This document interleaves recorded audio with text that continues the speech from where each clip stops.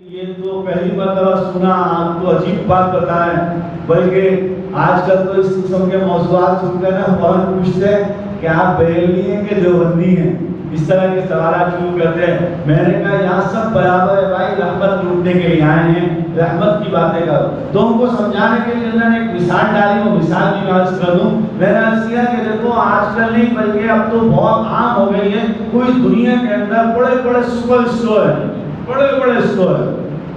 ایک اسٹور میں آپ جائیں اور بس پورا ٹرالی پکڑو، اگر بیگم صاحب ہوئی تو 2 ٹرالیاں پکڑیں آپ، اور اس کے بعد بھرے جائیں، یہ بھی لے، یہ بھی لے، یہ بھی لے، یہ بھی لے، اور بندہ کوڑ رہا ہے، پریشان ہو رہا ہے، اور اگر اس کے جیب میں کارڈ موجود ہے، کریڈٹ کارڈ وغیرہ موجود ہے، پھر بیگم کو دے جائے لو نا، بس یہ بھی صحیح ہے نا، یہ بھی چلے گا نا، آپ نے بھر لی ٹرالیاں، آپ دبا کے بھر کے لیا ٹرالی، آپ ٹرالی بھر کے نکل سکتے ہیں باہر؟ بولا نہیں نکل سکتے۔ کیوں بھائی؟ بولا ایک جگہ سے سٹیپ لگے گی، اس کے بعد نکلو گے۔ بولا بھر لو جتنا بھرنا ہے، جتنا بھرنا ہے میں بھر لو،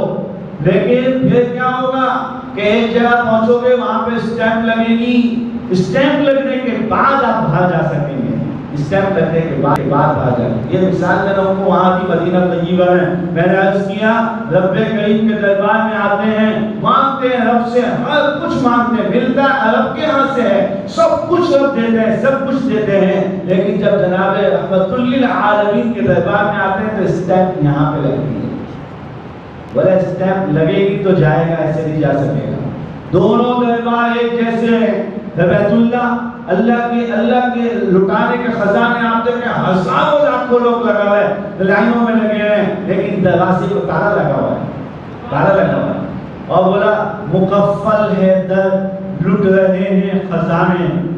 مقفل ہے در لٹ رہے ہیں خزانے، عطا کی نرالی اداؤں میں گم ہوں۔ اور جب یہاں سے پہنچا مدینہ طیبہ تو سب کچھ مانگ کے پہنچا، رحمت کا اسٹیپ وہاں سے لگنی تھی، وہاں پہنچا، وہاں پہ بھی دروازہ بند ہے، اور پھر وہاں پہ بھی آپ دیکھیں ایک نہیں، 2 نہیں، ہزاروں لاکھوں لوگ سسکتے ہوئے اور جو ہے روتے ہوئے، آنسو بہاتے ہوئے وہاں سے واپسی نکل رہے ہیں۔ جیسے تھوڑے سے آگے بڑھے، گنبد